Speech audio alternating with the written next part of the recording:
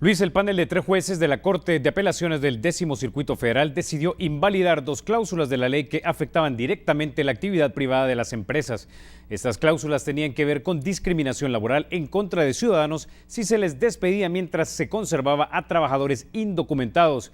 Y la otra cláusula tenía que ver con retener la mayor cantidad de dinero de impuestos a trabajadores cuyo estatus legal no se hubiera determinado. Hoy conversamos con el autor de la 1804 y con quienes se oponen a esta. Héctor Raúl trabaja como carnicero en un supermercado mexicano en el sur de Oklahoma City. ¿Qué es lo que hace como carnicero? Como cortar, marinar, de todo. ¿Sí? Sí. Son compañías para las que trabaja gente como Raúl las que hubiesen sido afectadas si se exigiera que sus contratistas verificaran el estatus migratorio de sus trabajadores. Esto lo mandaba la ley 1804. Si no había verificación de los trabajadores, se les hubiera retenido el máximo posible en impuestos en sus cheques de salario.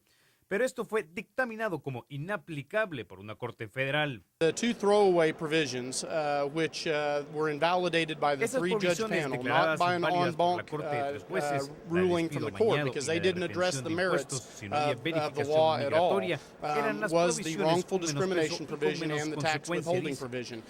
Terry afirma esto porque cuando se trata de compañías con negocios con el Estado, But again, I repeat, as of today, if you are a public entity, meaning a state, county, or municipal government, or if you are a private entity that contracts with government for the physical performance of services in exchange for taxpayer dollars, a government contractor, then you are required to use E-Verify to verify the legal status of your employees. Y aunque Terrell esté en desacuerdo con que se hayan declarado inválidas las provisiones de menos peso, otros se muestran a favor por considerarlas negativas para la empresa privada en Oklahoma. Castigar al empleador que le era difícil encontrar trabajadores y decirle no nos importa, contrata a quien pueda siempre y cuando retenga sus impuestos, era una carga muy pesada para el sector privado. La tarea de identificar el estatus migratorio es en la frontera. ¿Por qué le voy a pedir a los negocios que hagan la tarea del gobierno federal? Pregunta. Y es que aunque la ley 1804 perdió estas 2 provisiones que afectaban la actividad privada de las empresas, sigue siendo considerada negativa en general para el Estado.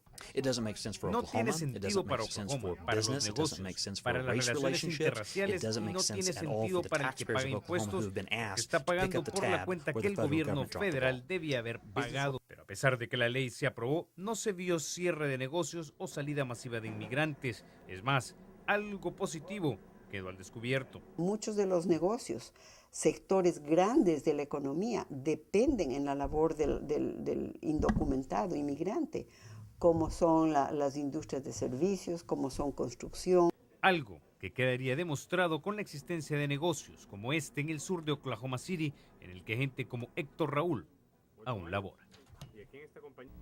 Terrell enfatizó que verificar el estatus migratorio a empleados de compañías con contratos con el gobierno sigue siendo obligatorio. Ahora bien, las 2 cláusulas anuladas son: una, la de despido de ciudadano o residente conservado en nómina a inmigrantes indocumentados, y 2, la de retener la mayor cantidad de dinero de impuestos a trabajadores cuyo estatus legal no esté determinado.